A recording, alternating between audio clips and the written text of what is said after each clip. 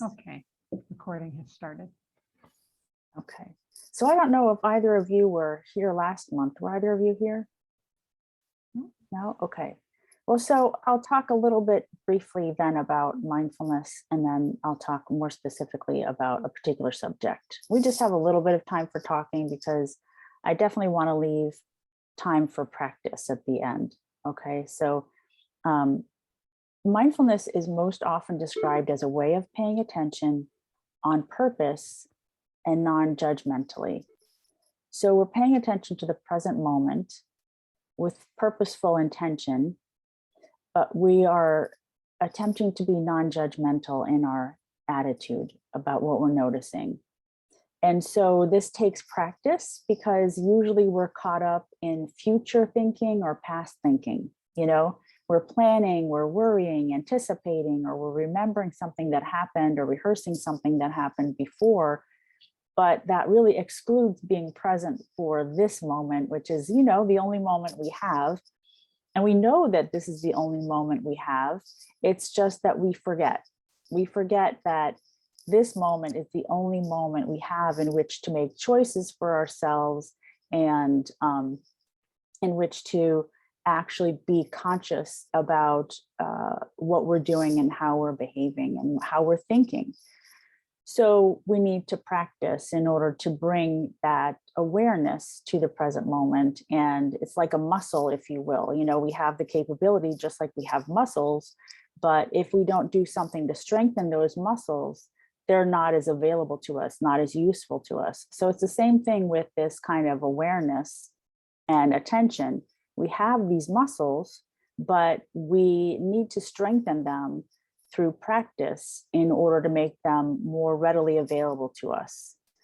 So that's what we do in mindfulness meditation is we practice both informally and formally. So informally, we learn how to bring mindful attention to our daily activities. So we're sort of doing what we're doing when we're doing it rather than being lost in thought while we do it. And then the formal practice is meditation. So we sit in meditation, we're carving out a bit of time for ourselves where we notice our own minds. We get to know our own minds and bodies better, and we befriend them, which is an additional step, right? It's this friendly attitude that we bring to ourselves and our experiences.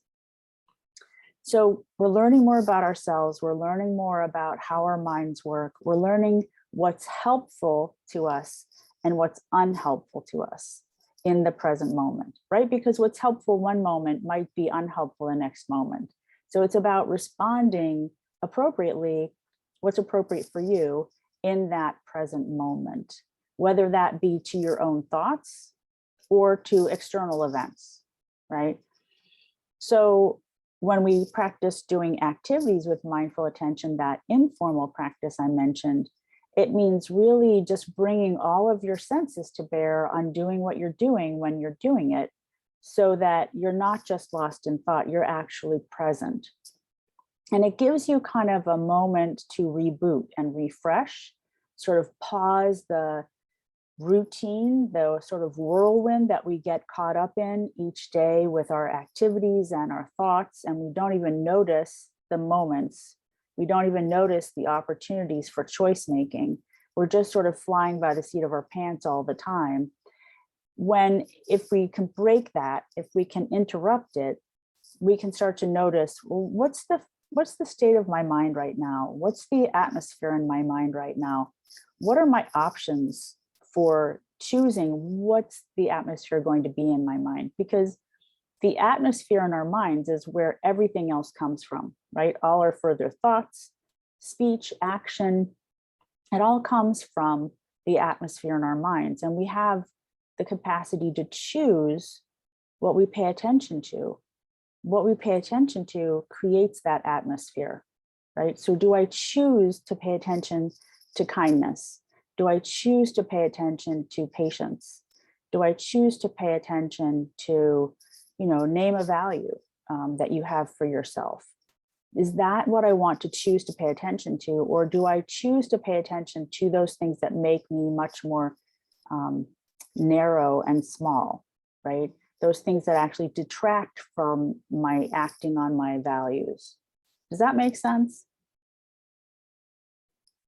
Because when we're caught up in that whirlwind, we're not able to make those choices. So those pauses can really help us be conscious and make choices that actually align us with our values and make us feel better, right? So when you do say you're washing your hands, you can just bring all of your senses to bear. So you're noticing the temperature of the water, the fragrance of the soap.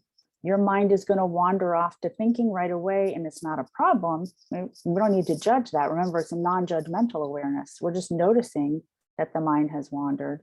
And then with patience, we just bring it back again to the sound of the water in the sink, the feeling of my feet on the floor in front of the sink, what I see in front of me. My mind wanders, I come back again, seeing the foam in the sink, hearing the sounds in the room around me, whatever it might be. Does that make sense? So it doesn't take more time. It's just a different way of paying attention. And as we notice our minds wandering and bring them back, it's just like a rep in weightlifting, right? You're strengthening that muscle of attention each time you notice your mind wandering and you bring it back. So it's really part of the practice. The idea of clearing the mind is one that I think sets a lot of people up for failure, because in meditation, even the formal practice, we aren't really able to clear our minds. The mind is designed to think, and so that's what it's going to do. But in meditation, just like in hand washing or anything else, the idea is to notice when the mind wanders and bring it back over and over again. And in this process, we also start to learn, as I said, we learn a little bit more about our own minds and how they operate and how our thoughts impact our bodies and vice versa. Some thoughts might bring some tension to the body, right? Some thoughts might bring more shallow, rapid breathing. Some thoughts might bring more ease or contentment feelings to the body. So it's just this sort of getting to know your own mind and your own body as you sit in meditation, which does really, you can do the hand washing and any other activity with mindful attention. But when you carve out time to meditate, you're really allowing the space for real practice and real awareness that you don't have as you're sort of caught up in the day. So it's really nice to be able to do both.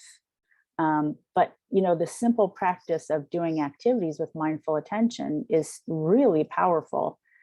So I would recommend trying it if you get a chance, even today, just any activity that you want to try doing with mindful attention, walking from here to your car, washing your hands, brushing your teeth, cooking, when you chop the vegetables or you chop the meat or whatever it is, you're really fully present, washing the dishes. All of those things can be done with mindful attention, really, literally anything, but I'm just throwing out, examples for you.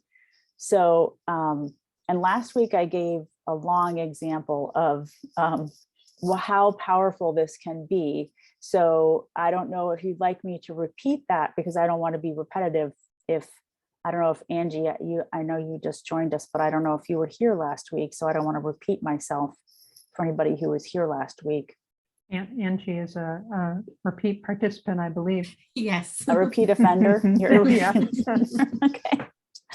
All right. Well, so I would recommend trying an activity, and it's easiest if you're starting out to pick something that you will do every day, the same thing. So if it's hand washing, then maybe all week long this week, you'll do hand washing with mindful attention. That way it's not as easy to forget, because it's something new you're introducing to yourself. And then you can throw in as many things as you'd like, driving your car, whatever it might be. When you notice your mind wandering, coming back to using your senses, to bringing you into the present moment, because it's the body that's always present. The mind is what takes us into the future or the past. And when we're lost in thought in that way, we're a lot less able to manage our stress, to manage our emotions, and to notice the atmosphere, as I said, in our minds. So that's a brief recap of last week. So this week, I want to talk briefly about working specifically with thoughts. Because thoughts really, they're very interesting because our minds, as I said, are created to think, right? But as humans, we have the capacity to actually think about our thinking, which is pretty powerful. Because if we don't think about our thinking, if we're not aware of our thoughts, they have a lot more power over us than maybe they should have.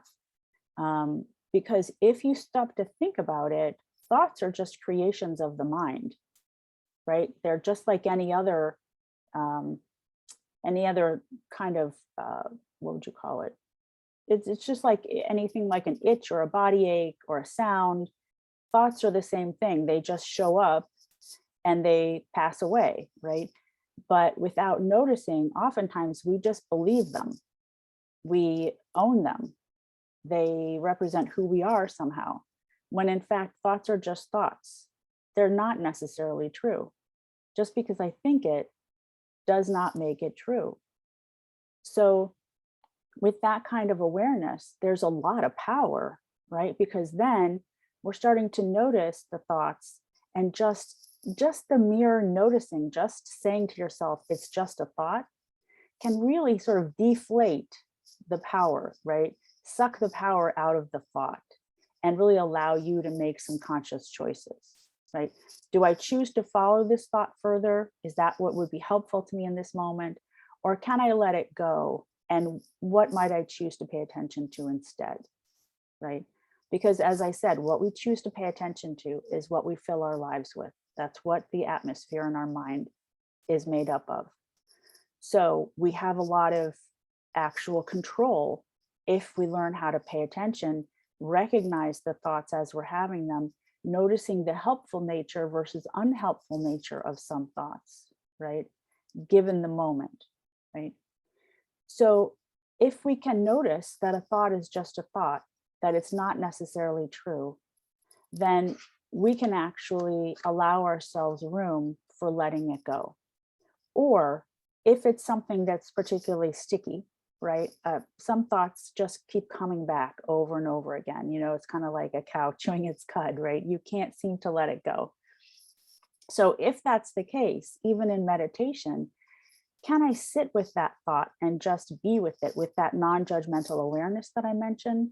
Just checking it out. What are its pieces and parts, its components? What does it feel like in my mind as I hold this thought? What does it feel like in my body as I hold this thought? Can I sort of breathe into it, relax my body into it, allowing that, okay, this is my experience right now. I don't have to like it or love it, but this is what my experience is right now. So can I just be with it?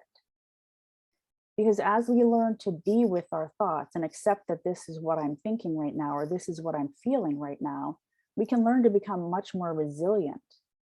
Because the thing about sticky thoughts is, if you try to push it away or force it out, it doesn't necessarily go anywhere. It might go into hiding, kind of, right? But it's going to kind of show up in unexpected ways, and sometimes in unconscious ways, and then impact in an unconscious way, excuse me, the atmosphere in the mind again, right?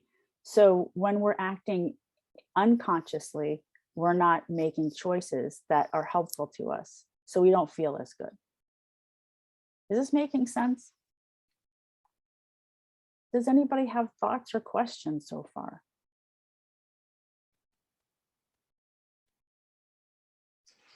I've stunned you all into silence, right?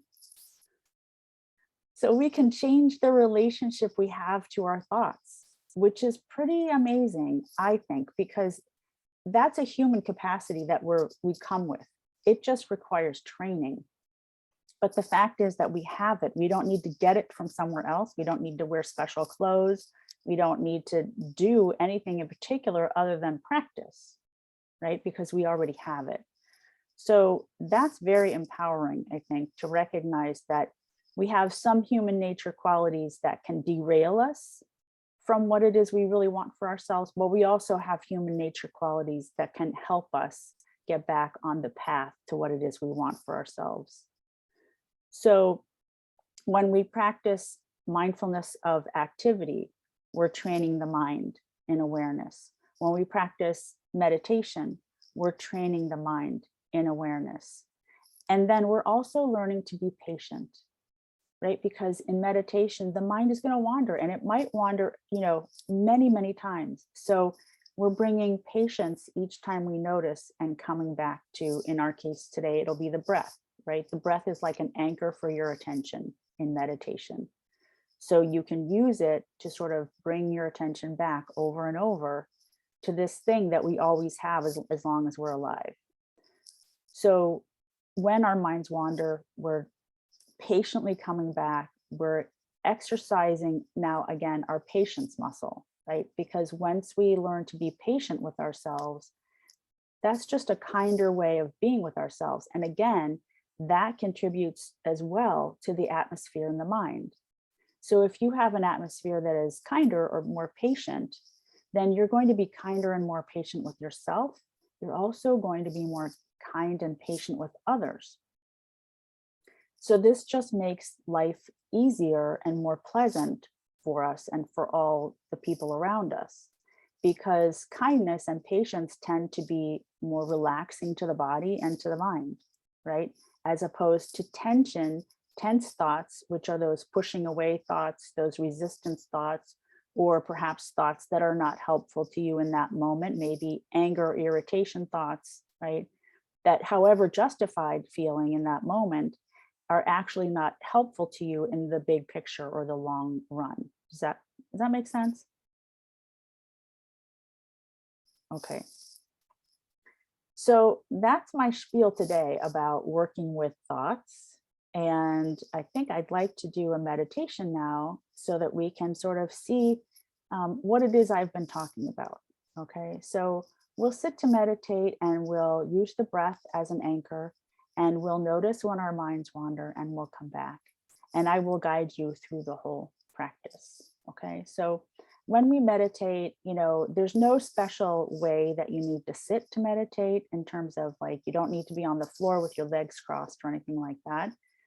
But you do want to sit in a way that encourages you to feel awake and alert, because a lot of times, especially if you're not used to meditating, you might get really sleepy when you meditate. So you want to sit in a way, and sleep doesn't count for meditation, unfortunately. So we want to sit in a way that helps us feel more awake and alert. So if you're seated in a chair, you can place your feet on the floor and then rest your hands on your thighs or in your lap. And then perhaps bring your back away from the back of the chair so that you're supporting your own posture. That's going to help you feel more awake and alert. You can elongate the spine a bit, sitting tall and dropping the shoulders down and back. And then if you'd like to close your eyes, you can do that. Otherwise, just maybe gazing softly at a point in front of you on the floor. And we'll begin by taking a very deep and full breath in. And exhaling very slowly, feeling the shoulders dropping a little more. Softening the belly and inhaling again really deeply into that soft belly. And then exhaling very, very slowly. The body settling.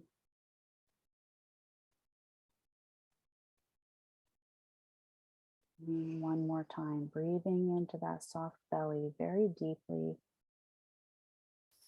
And exhaling very, very slowly.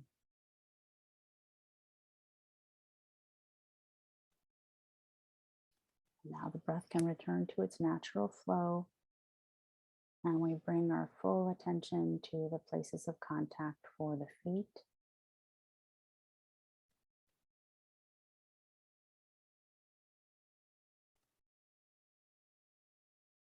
places where the body is contacting whatever you're sitting on.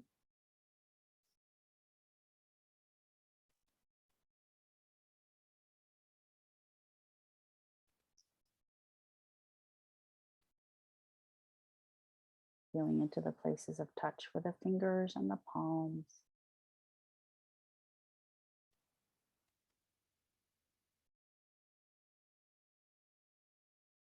Posture feels alert, but also relaxed. The shoulders are down and back, softening the face, the forehead, the jaw.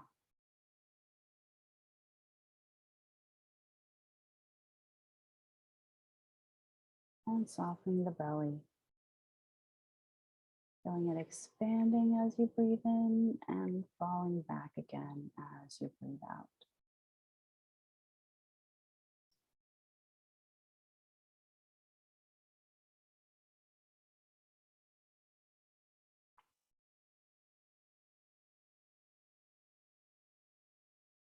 And now finding the place where the breath is most noticeable for you. Might be the nose. Maybe it's the chest or the belly. Or maybe it's a combination of some of those things.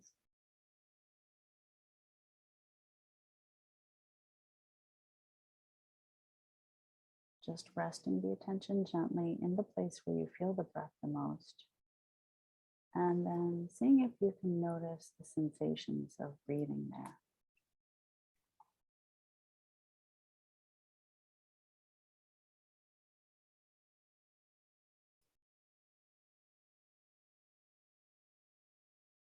Allowing yourself to take it one breath at a time.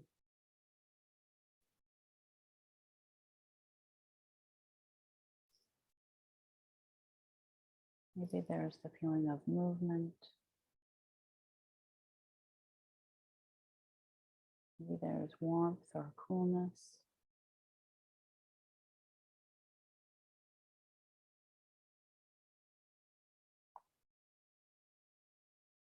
Maybe you notice the very beginning of the in-breath and the very beginning of the out-breath.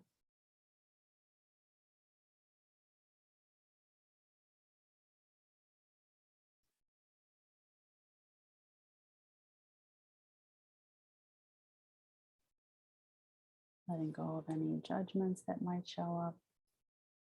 And just seeing if you can be curious about the experience you're having as you sit here breathing.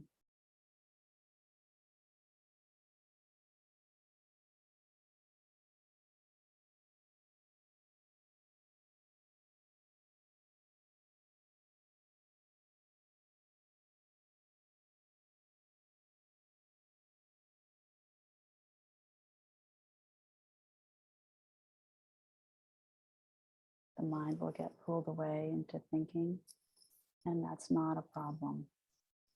We do just want to notice, though, as soon as we can when that's happened, and then patiently guide the attention back again to the breath. Some thoughts feel particularly compelling, and that's fine too. Just noticing that, seeing if you can let go anyway, and come back to the breath.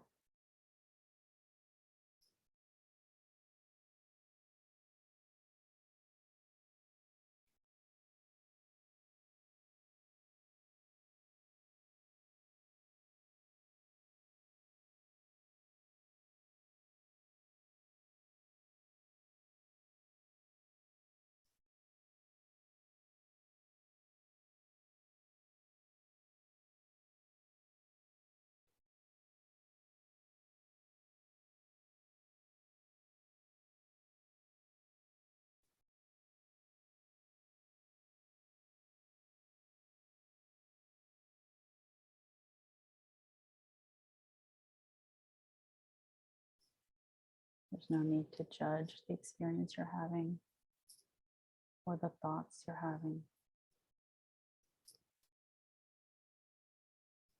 We're just seeing if we can encourage an attitude of curiosity, of interest. also one of patience and kindness.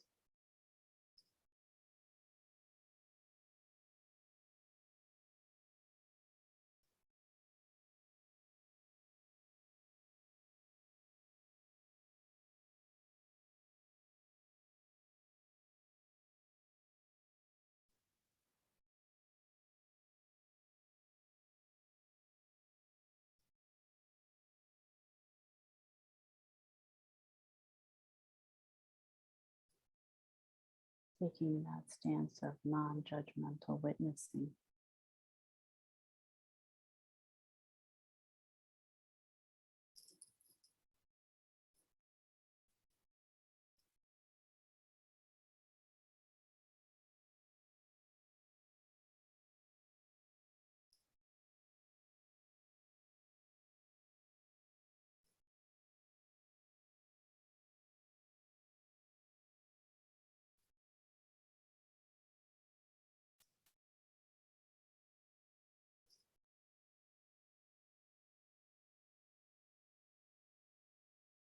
Breathing in, aware that you're breathing in. Breathing out, aware that you're breathing out.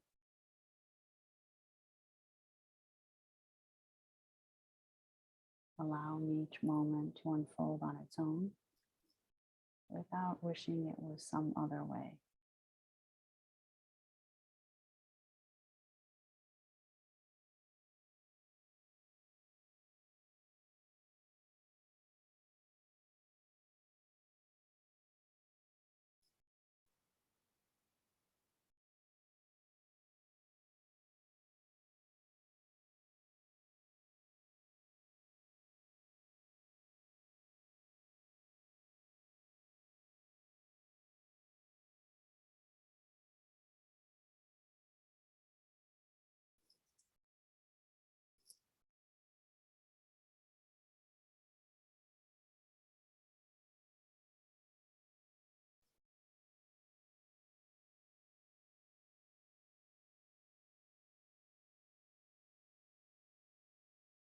And when you're ready, opening your eyes.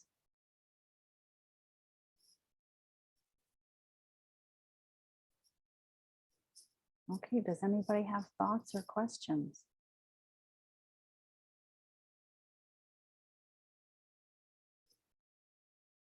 Thank you. That was very relaxing. Good, good.